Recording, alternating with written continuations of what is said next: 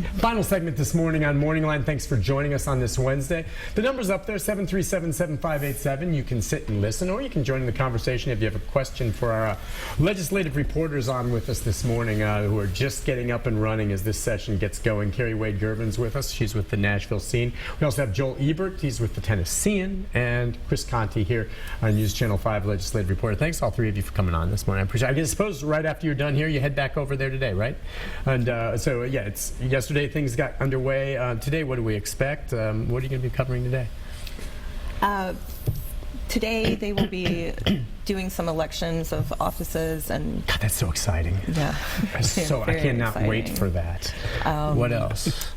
Senator Brian Kelsey is holding a press conference to call for a constitutional convention for the federal constitution, amendment for the balanced budget. I don't know what else is going on today. By the way, you were explaining that to me, and I'm glad you did, because I didn't really know what that meant. But you're talking about how this would be for the federal level, and Tennessee would become one of the states calling for it, and they need how many states across the country? I think it's 2/3. I could be wrong on that. Which could open up a constitutional convention to require a balanced budget, or they could hit on other things as well, be unprecedented. It's a big deal, as you said. It's underreported at the national level, but Tennessee may call for that today. Okay, I'm sorry. What else were you saying today? Just the ethics training. Yeah, there's an ethics training, which obviously is going to be a little bit of interest because of this whole fallout from Jeremy Durham's situation. Do you think anything changed? Because they do that every year. On the training, training, what do you think might have been added to the? I don't think that anything changed, but I haven't talked to Drew Rollins, who is leading the training, about that specifically. Isn't Jeremy Durham going to be a speaker? Nothing would surprise me. Okay, no, he's not. But go on. So the one change related to training is lawmakers are now being required somehow to take like an online 15-minute video on sexual harassment training. Basically, they think that this is going to prevent the next Jeremy Durham. The issue is, can an online video really stop somebody like Durham? And you compare a 15-minute video versus an in-person 60-minute ethics training, and I don't know, they don't really seem to be on the same level, in my opinion. That video, by the way, was not made available to the public or to... I wasn't able to get it because it's only available for lawmakers and for staff members. I've talked to staff members and lawmakers about letting me view it with them. Pop it up and let you watch it? I'd like to, but I haven't had anybody take me up on that offer yet. Yes, I don't know if you caught Beth yesterday afterwards, but we were talking to her, and I said, "Is a 15-minute video sufficient, to keep this from happening again?" And she said, "We've done everything we can, and we haven't updated the policy in 20 years, and we think this will be enough." Whether that stands true, it remains to be seen. Yeah, it's something they can say they're doing, but isn't it true? I mean, the video. Everything you see in that video, unless you're a total idiot, you already know, okay? You know what sexual harassment is. It's going to come down to the individuals and these people who feel they can get away with it or they're empowered. And I don't know if that has to do with whether or not you have that changing culture on the Hill. But the video, if there's stuff you're learning in that video, then, you got a problem. You should already know what sexual harassment, right? I mean, sexual harassment is rampant in this culture. Right. I mean, and we know what it is, and we know if it's wrong. Has sexually harassed women as... we have evidence of that, and it's something that like every woman I know has experienced on the job at every job that she's worked. It's just something that it's a power thing. It is men that think they can just do whatever to women's bodies just because they're women. Sexual harassment experts have told me, though, that in-person training is preferred rather than video training, and one of the most important things is to ensure that a complaint from somebody is taken seriously. Okay. That it's not something that, we're just going to file it away in a drawer. And I think that that's what Speaker Harwell's efforts on updating this policy is try to ensure that these complaints are going to be taken a little bit more seriously, and now she says that they're going to provide us with raw numbers if there are complaints each year. And because at the end of the day, I mean, if you're being honest, a 15-minute video isn't really going to change anything. It's it's the notion of the people within the institution knowing I'm not going to be able to get away with this because of who's above them and being held accountable, the way that things work. Yeah. I mean, it's not. I mean, a video it's not going to change things. I mean, it's not going to change the way someone operates. Really, I mean, it may help them kind of gauge where they are, but I mean, unless they know I can't get away with this because I'm going to be held accountable and I'm going to be held responsible, that's the only thing that keeps this from at least becoming rampant. And It's and just crazy. How about not doing it because it's, the wrong thing to do? The only reason I'm not doing it is because I'm going to be held accountable. So we got sickos up there that are pulling this stuff that would do it if they weren't held accountable, right? I mean, I have heard from the longtime legislative reporters that it's way better than it was, say, in like the 1980s. I'm sure it is. The stories that Tom Humphrey has told me are just unbelievable. Atrocious. Yeah. Oh, I bet it's gotten better along those lines. Do you think the video would have, I don't know, is it true? Obviously, there's blatant cases of it that make sense to you, and you say, obviously, that's wrong. Gray areas? Is it possible that some people don't understand what might be appropriate or not appropriate? A gray area, some person may take something that you say wrong, whereas someone else might hear it and not react to it at all. Maybe you didn't mean anything by it, but if the other person's offended, that's really what counts. I think it's absolutely possible. I mean, I think it just from witnessing it sometimes. Sure. I can think of instances in the Legislative Plaza where I would think, if I were a woman and I heard that comment, I probably wouldn't have liked that, and that's something that a lot of people, it's an uncomfortable territory, and I think it's good that the legislature is being forced to have this discussion at this point. Right. Okay. Just if you can, give us some context again. The session starts. How long will it be? And I know you mentioned the idea. Is there even any talk at this point that there could be an extension or a special session for any reason?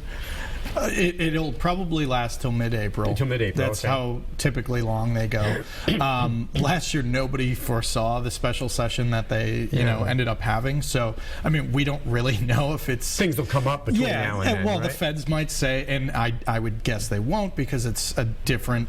It's the Republicans running the federal government now. Democrats essentially, or Obama administration, said that our state is not in compliance with a federal law, which is what required us to come back last year for that special session. Who knows if that happens again next year for a law that we pass? I would guess it won't. Yeah, because things have changed, obviously, at the federal level as well. So you think it'll go on? I'm just trying to think, any other issues that we didn't touch on that you think will, as we wrap things up, you talked about the minority a little bit. I mean, their kind of game plan, as it has usually been for the last couple of years, is playing strong defense because they very readily admit playing offense is not something they're going to win with. Right. So for them, that means maybe postponing a bill or postponing a committee hearing on a bill, or trying to maybe sway a couple people on something. But for the most part, they know that they're not going to be able to introduce any kind of legislation and get it passed through. With that being said, they have been successful with introducing some criminal justice reform ideas that have been adopted by the Republican legislature. So I think that, a couple members, Representative Ramesh Akbari out of Memphis, have talked about the need to reach across the aisle in order to have an idea that Democrats generally like, and have legs around it. You got to be able to talk to members on the Republican side. Yeah, that's what I was wondering. I mean, if you're a Democrat, that was interesting what you said about that. Playing defense or whatever. But I mean, there's some nonpartisan stuff that they're all on the same page on. Sometimes. A handful of things. Yeah. A handful of things. Just curious. This session, a typical session. How many bills will be introduced? How many? And honestly, how many of them become law? And I know, in general, what's it like? We're talking thousands of bills? Thousands of bills. Thousands of bills. Introduced. Some of them pure crap. Others may be legit. And then there's everything else in between. And then how many of them actually become law? How many laws are actually passed every legislative session? I mean, again, I know it varies session to session. Several hundred. Yeah. And, and a lot of those are just very tiny tweaks to the law where it's something that they realize, like, the national code for fire safety has changed, so we're going to tweak the law that regulates that to match with the federal, law. It's I see. Like tiny, meaningless. That aren't meaningless. No but price tags attached to them. That aren't, that just sail straight through. But then there are lots of other controversial issues that, I don't know, some lawmakers just introduce for the attention. It's got to be interesting up there, you guys. I mean, you enjoy what you do, right? Absolutely, and I think, looking at the, however thousands of bills are introduced, that gives us the opportunity to go in whatever direction we want as a press corps. Right. I think if somebody takes ownership of an issue, then some of us will join them on that. Others will go down a different rabbit hole. So I think it's really cool to see that the legislature has a way of impacting our own areas of interest and coverage, but also that we can somehow quickly adapt and show Tennesseans how this is going to affect them. That's Right. our ultimate job, is to show the average person that is walking on the street living in Tennessee what this decision by people up here in the Capitol are doing to them. Yeah, that's really the key, and it's why we're so lucky we have a Capitol press corps, or whatever you want to call it, to have people up there every day, every single day, maybe holding accountable, otherwise just explaining to us what's going on. I wonder, is the court, you guys all relatively new, has it shrunk some? There's not as many of you up there, are there? When we're not in session, the only people that are there daily are me, Eric Schlesig, the AP reporter, and Andy Scher of the Times Free Press. That's it. Huh? But if you talk to folks that have been there forever, it has absolutely shrunk. I mean, Sure. I know that the Commercial Appeal and the Tennessean used to have a force of people. Right. We have me and one other guy, Jake Lowry, and then we bring in other reporters from our if office. something's big enough, as we would. Well, yeah. an education-based issue, I'll give that to the education reporters. But we don't have the set team that they used to have back Yeah. in the old days. Yeah. But we've got Chris Conti. Yes! You're heading over there today. Look, you ever need any extra help? If it means I don't have to listen to you, Oh, it's fine. stop it.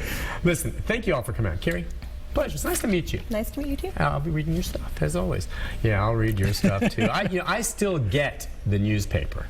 Okay, it's We delivered on appreciate my it. front driveway, and I hold it. My son sometimes sees it, who's 16, and wonders what it is. I have to explain to him it's a Oh, come newspaper. on, it's not like it's a VCR tape. Yeah, right. Yeah, right. Joel, thank you for coming on. Thanks for Chris, having me. thank you for joining us this morning. And please follow their coverage. Appreciate them all coming on. Be back with a programming note about tomorrow right after this.